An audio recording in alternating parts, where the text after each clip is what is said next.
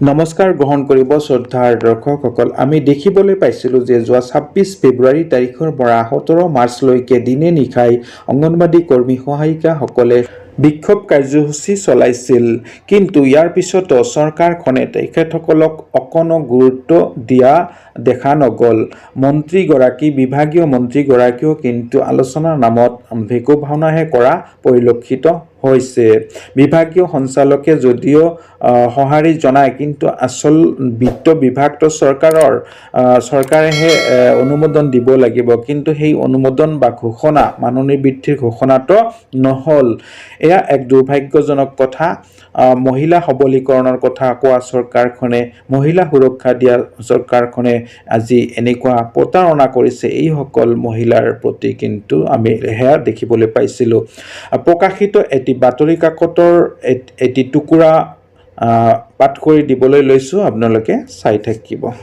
চচলৰ অংগনবাড়ী কৰ্মী সহায়িকাৰ ধৰ্ণা স্থগিত, চৰকাৰী প্ৰতাৰণাৰ হিচাপ EPMৰ জৰিয়তে দিয়াৰ সংকল্প। মাননি বৃদ্ধিৰ দাবীত চলাই থকা অংগনবাড়ী কৰ্মী সহায়িকাৰ আন্দোলন আজিৰ পৰা স্থগিত ঘোষণা কৰে অসম ৰাজ্যিক অংগনবাড়ী কৰ্মী আৰু সহায়িকা সন্থাই।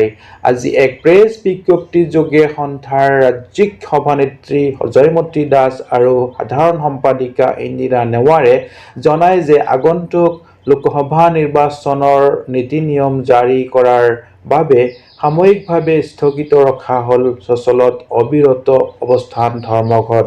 অৱশ্যে যেতিয়ালৈকে কৰ্মী সহায়িকাসকলৰ ন্যায্য দাবীবোৰ চৰকাৰে বিবেচনাৰে সমাধান নকৰে, তেতিয়ালৈকে অসহযোগ আন্দোলন চলি থাকিব।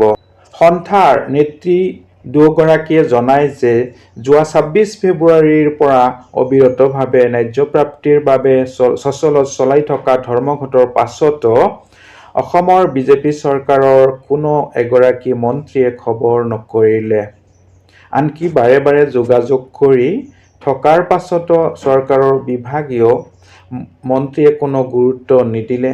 ইয়াৰ পৰাই বুজিব পাৰি যে বিজেপি চৰকাৰখনৰ মহিলা তথা শ্ৰমজীৱী মানুহৰ প্ৰতি কোনো দায়বদ্ধতা নাই। চৰকাৰে কৰা প্ৰতাৰণাৰ উত্তৰ আগন্তুক লোকসভা নিৰ্বাচনত EVM মেচিনৰ বুটাম টিপি দিয়াৰ সংকল্প গ্ৰহণ কৰে কৰ্মী সহায়িকাসকলে। আজি দিনৰ ২ বজাত স্থগিত ৰখা কাৰ্যসূচীত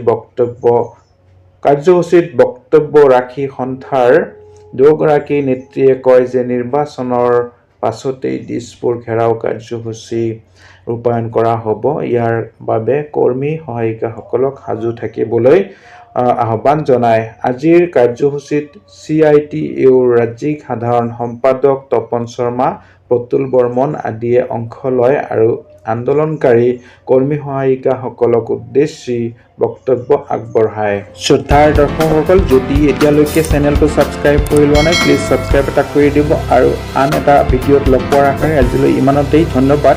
জয় আই অসম।